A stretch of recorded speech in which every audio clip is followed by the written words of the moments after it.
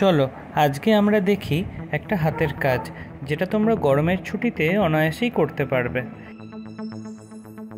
আমরা আজকে শিখতে চলেছি দেশলাই কাঠির মাধ্যমে চতুর্ভুজ তৈরি করা। চতুর্ভুজ কথার অর্থই হলো যার 4টি বাহু। এটি একটি জ্যামিতিক চিত্র। প্রথমেই দেশলাই কাঠির মাথাগুলি ভেঙে নিতে হবে, নয়তো আমাদের চতুর্ভুজ তৈরি করার সময় অসুবিধা হতে পারে।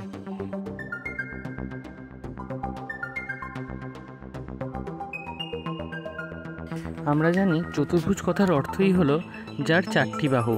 অতএব আমাদের এমনভাবে দেশলাই কাঠিগুলিকে সাজাতে হবে যেন চারিদিকেই ঘেরা থাকে।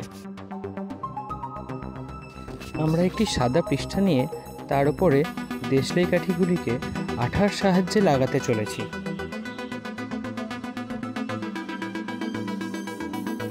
যদি চারিপাশেই 4টি দেশলাই কাঠির মাপ সমান থাকে, তাহলে আমরা চতুর্ভুজ তো তৈরি করতে পারবই, সঙ্গে সঙ্গে এও জানতে পারবো যে এই চতুর্ভুজটিকে বলে বর্গক্ষেত্র। অর্থাৎ এটি একটি বর্গাকার চিত্র যা চারদিক দিয়ে ঘেরা থাকবে 4টি সমান মাপের দেশলাই কাঠি দ্বারা।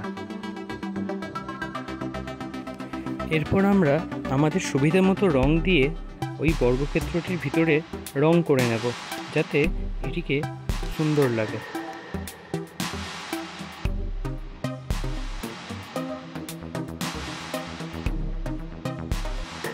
এভাবেই আমরা একটি বর্গক্ষেত্র তৈরি করে ফেললাম।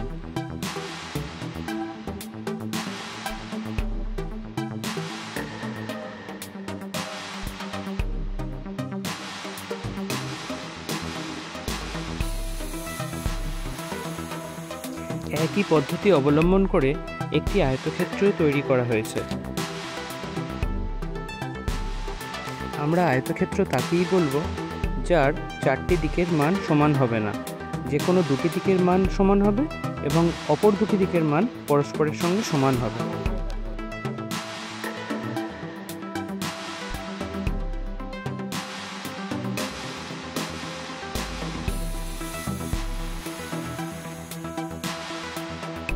আমরা আমাদের কাঙ্ক্ষিত চতুর্ভুজ তৈরি করে ফেলতে পারলাম, যার মধ্যে একটি হলো বর্গক্ষেত্র এবং অপরটি আয়তক্ষেত্র। দেখো, তোমাদের জন্য আরও কিছু ছবি সংগ্রহ করেছি, যেগুলো তোমরা বাড়িতে চেষ্টা করতেই পারো। এগুলি করতে গেলে তোমরা দেশলাই কাঠির মাথা না ভেঙেই চেষ্টা করতে পারো। অনেক ধন্যবাদ।